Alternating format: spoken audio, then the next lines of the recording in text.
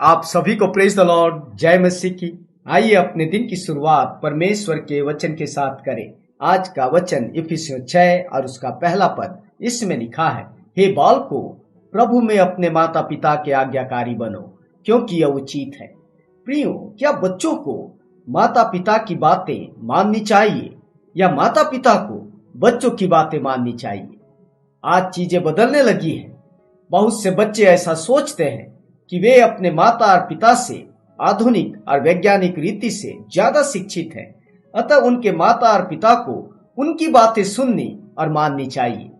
परंतु प्रियो, परमेश्वर की शिक्षा यह नहीं है। परमेश्वर की शिक्षा यह है कि बच्चे अपने माता और पिता के आज्ञाकारी बने, उनकी बात माने। अतः हमारे लिए यह प्रश्न जरूरी है कि क्यों हम अपने माता पिता की बात माने। पहली बात, क्योंकि यह परमेश्वर की दृष्टि में उचित है। प्रियो, परमेश्वर ने पारिवारिक संरचना में इस बात को सुनिश्चित किया है कि जो नाबालिग हैं, उम्र में छोटे हैं, अपरिपक्व हैं और जिनमें अनुभव की कमी पाई जाती है, वे अपने माता और पिता के अधीन रहें, क्योंकि वे बड़े अनुभवी और बुद्धिमान हैं। दूसरी बात, यह परमेश्वर की आज्ञा है, जिसे परमेश्वर ने अपने दास मूसा को दिए गए 10 आज्ञाओं में 5वीं आज्ञा में कहा है कि तू अपने माता और पिता का आदर करना।